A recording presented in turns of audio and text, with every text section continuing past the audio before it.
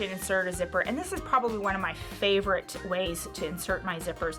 The first thing I'm going to do is I'm going to make sure that I am on stitch A, that I have my stitch length at 2.5.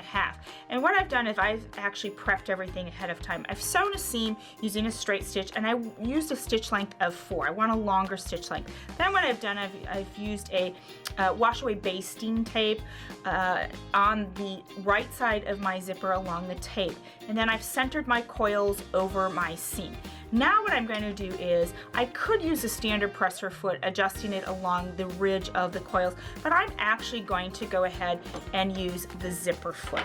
Now when you're using the zipper foot, it's really important to remember that you are always on stitch A. If I go to stitch B, what's going to happen is you can see that needle has bumped all the way over to the left. Now if the needle came down, you're going to have a broken needle. So always check before you start to sew that you are actually on stitch A.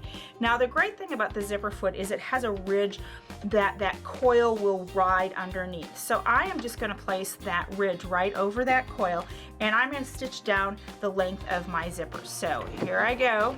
I'm just keeping again that ridge along that coil, and that gives me the perfect distance from my needle to my zipper. So when I open my zipper up, everything will be perfectly aligned and it will look very professional. So I'm coming to the end where I'm going to go ahead and stop.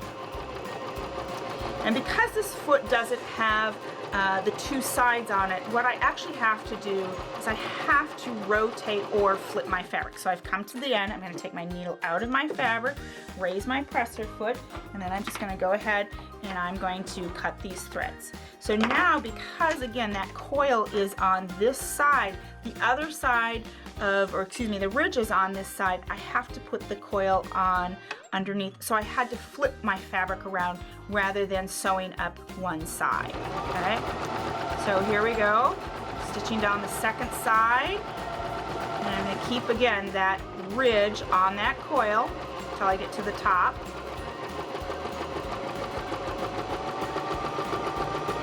Keeping everything in alignment.